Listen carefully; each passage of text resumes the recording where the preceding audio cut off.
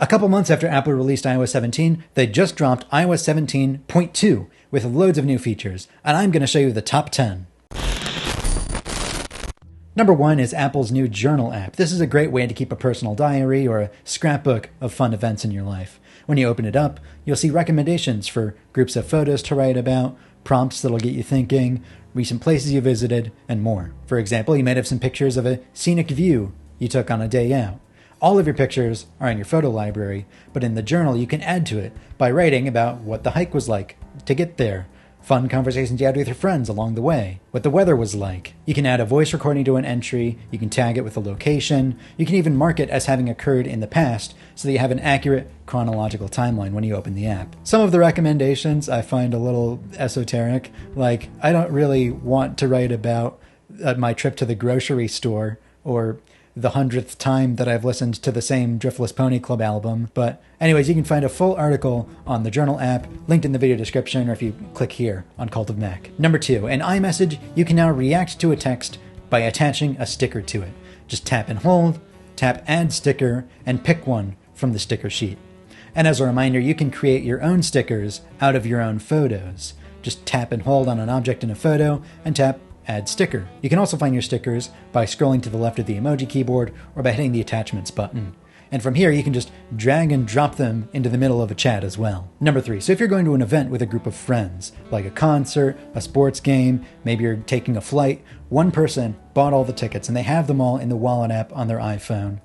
How do you share them with everybody else?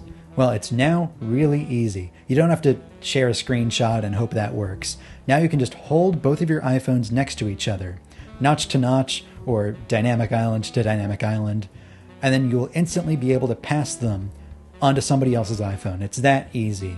If I ever left the house or had friends, I would be able to demonstrate this to you, but this is another great benefit to a feature called Name Drop, which has been the target of some very unfortunate and deeply ironic misinformation lately. You should really just keep it enabled so that awesome features like this can continue to work for everybody. Number 4, sometimes it's just easier for a friend to play music using your phone. But if you have wildly different music tastes, and if you care about such things, you might worry about your Apple Music recommendations and listening history getting all screwed up.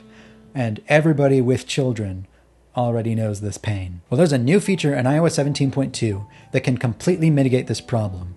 It just requires a little bit of setup because you need to create a new focus mode. So you're going to go to Settings, Focus, tap the plus on the top of the screen, and tap Custom. Then you're going to give it a name like Music Share, and pick a custom icon, a custom color. I recommend the guitars or the group of people and the color red, just like the music app. Then you're going to tap Customize Focus. You can leave all that stuff on the top blank, scroll down and hit Add Filter, Music. You're going to leave Use Listening History blank, and then you're going to hit Add. Now, the next time your kids ask for some irritating garbage, you can just bring up Control Center, turn on your music focus, and you basically have a private browsing mode for your music. Number 5, after you drop the kids off, you might want to detox your ears with some of your favorite tunes. And now there's a convenient smart playlist automatically generated for you. In the Music app, go to the Listen tab, tap Playlists, and then right at the top there's a new playlist called Favorite Songs. It's right there for you to play. If you don't have a lot in there, it's now really easy to mark a song as a favorite. From the Now Playing tab, there's a star right next to the title of a song. You can also star an artist or an album as a favorite too. We've come a very long way since the days of iOS 16, where you had the ability to mark an artist as a favorite, but it did literally nothing. Number 6, if you have an iPhone 15 Pro or Pro Max, you can now record 3D spatial videos that in the future you'll be able to play back on an Apple Vision Pro when the headset launches early next year. But first, you need to turn on the button that lets you do it. In Settings, you scroll way down to Camera, tap Formats, and you check Spatial Video for Apple Vision Pro. Then from the Camera app, you go to Video Mode, you hold your phone horizontally, and then you can tap the Apple Vision Pro button.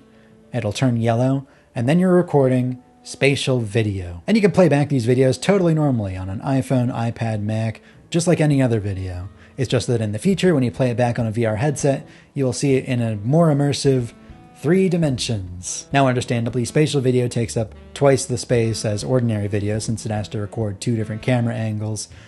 But go for it if you have the iCloud space. It'll future-proof all of your most important memories. Here's a new feature for all iPhone 15 users. If you go to Settings, Action button, there's a new Translate feature. Just clicking the Action button and it'll instantly start listening with this beautiful particle animation. This can be really handy if you're traveling to another country where you don't speak the primary language. Net als in de actieknop begint het meteen te luisteren, wat een prachtige deeltjesanimatie is. Number 8. iOS 17 added new sound effects for things like timers, alarms, phone calls, voicemails, and more. And it's really easy to change these if you don't like them. But iOS 17 also changed the default alert sound for apps like Snapchat, Instagram, apps that don't have their own custom sound. But now you can change it back. In Settings, Sound and Haptics, change Default Alerts from Rebound back to Tritone. Number 9. If you use Standby, you're already familiar with the dual widget view, which turns your iPhone into a sort of smart display with 2 stacks of widgets that you can swipe through. And now there are new widgets that you can choose from. This digital clock makes it easier to read the time, and you have loads of detailed weather widgets. This one shows details about the upcoming day, this one shows the extended forecast for the next 4 days, and this one shows the sunrise and sunset expected today. Number 10, if somebody sends you a PDF form, either in an email or in an iMessage, it's now incredibly easy to fill it out with your information directly from your iPhone. You open it up, you look for this autofill button, it'll scan all of the fields and make them editable directly from the keyboard. And it'll even autofill your personal details, like your name, your address, your phone number, your contact information, all pulled from the Contacts app. So those are the top 10 features in iOS 17.2. Remember to like and subscribe if you learned something from this video. I'm D. Griffin Jones with Cult of Mac.